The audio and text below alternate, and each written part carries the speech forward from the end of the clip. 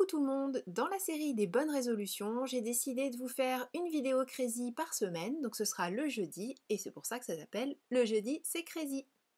Pour cette réalisation, j'ai choisi la planche graffiti que j'ai dessinée, bah oui, charité bien ordonnée commence par soi, donc j'utilise ma planche de tampon, et je vous invite à voir en fin de vidéo, je vous mets en lien la vidéo que j'ai réalisée pour Crazy Little Craft, pour que vous puissiez aller voir si ça n'est pas déjà fait, la vidéo que j'ai faite déjà avec cette planche de tampon.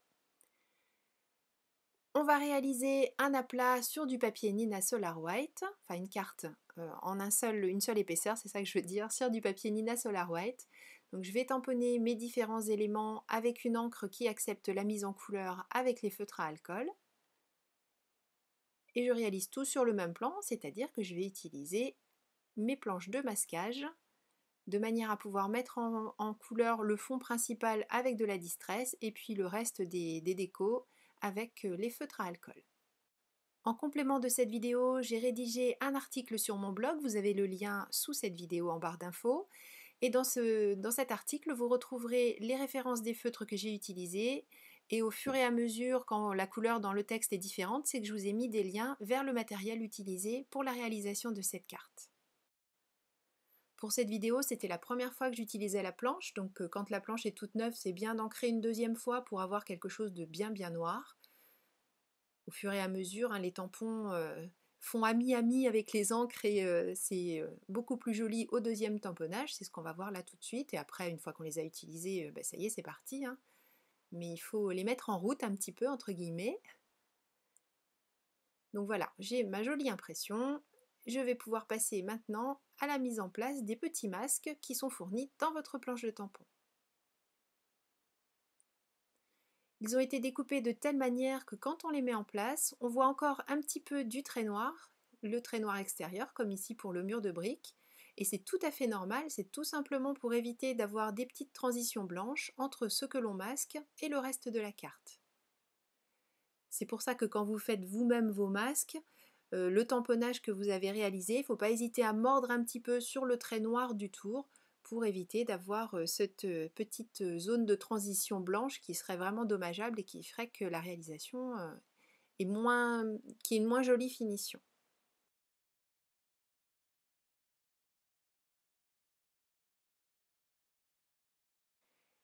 J'utilise une Distress Oxide que je passe en petits mouvements circulaires à l'aide de ma mousse.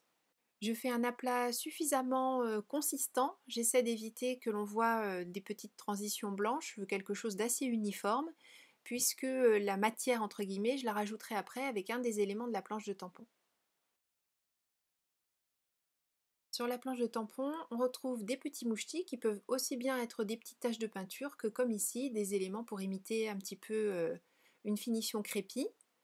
Je prends la même Distress Oxide et je fais un tas de petits tamponnages un petit peu partout. Et de cette manière, j'obtiens une texture qui fait ressembler le tout à un mur. Le fond est terminé, je peux donc enlever mes petits masquages. Bien sûr, je garde les masques précieusement sur leur petite page de présentation d'origine. Coucou la petite vacancière, je vous présente Charlie. Donc j'enlève tout pour révéler ce qui reste à mettre en couleur et je commence ma mise en couleur avec les feutres à alcool. Je fais une colorisation relativement simple. J'ai choisi de mettre une couleur différente dans chacune des lettres. Donc je fais d'abord mon aplat principal pour chacune d'entre elles.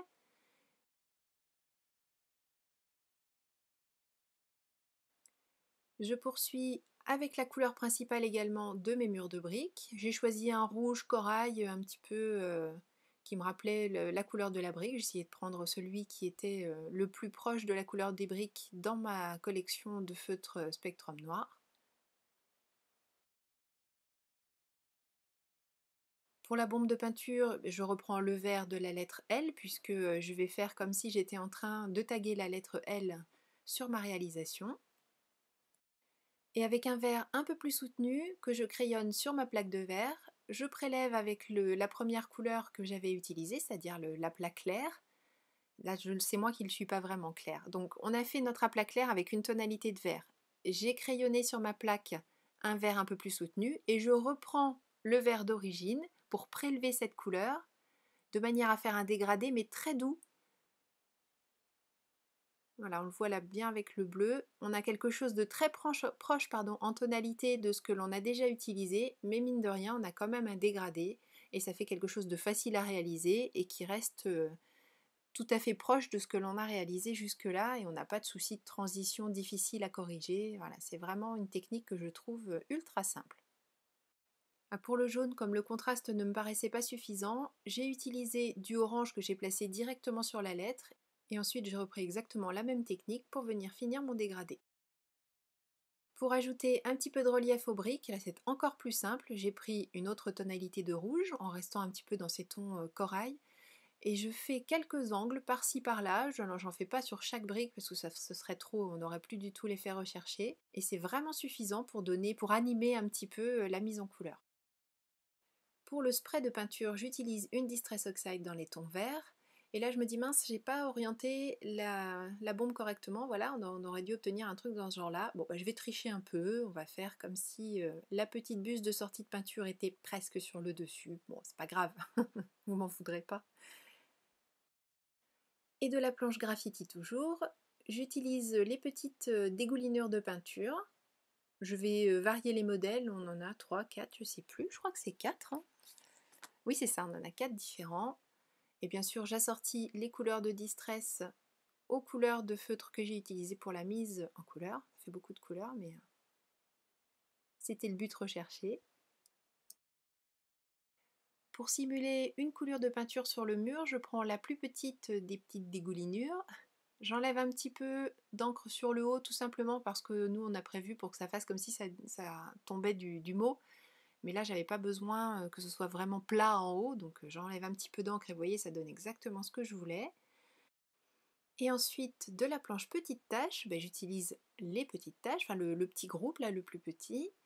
Différentes couleurs de Distress Oxide pour faire comme si j'avais travaillé pas très proprement et comme si le mur avait reçu plein de couleurs d'encre différentes. Volontairement, je ne nettoie pas mon tampon et je tamponne couleur après couleur pour qu'il y ait un petit peu de mélange. Donc dans le jaune, j'ai un petit peu de vert, dans le vert un peu de bleu, enfin vous avez compris le principe et j'aime beaucoup le résultat. Et le fait de rajouter toutes ces tâches, eh bien ça anime vraiment, ça finit de bien habiller le fond de la carte et vraiment je suis contente du résultat. J'espère que ça vous plaît aussi parce que le but c'était ça en fait, c'était pas de me faire plaisir mais de vous faire plaisir, donc j'espère que c'est le cas. Pour terminer cette carte, je pose tout simplement le tout sur une base de papier noir. Et comme d'habitude, je colle ma carte, mon devant de carte sur le papier et je découpe autour.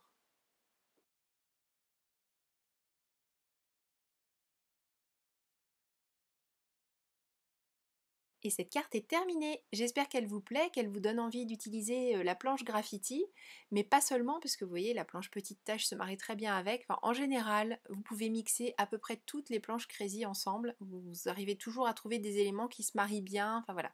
On essaie de les penser comme ça, en tout cas. Elles peuvent se suffire à elles-mêmes, mais elles se combinent parfaitement avec toutes les autres.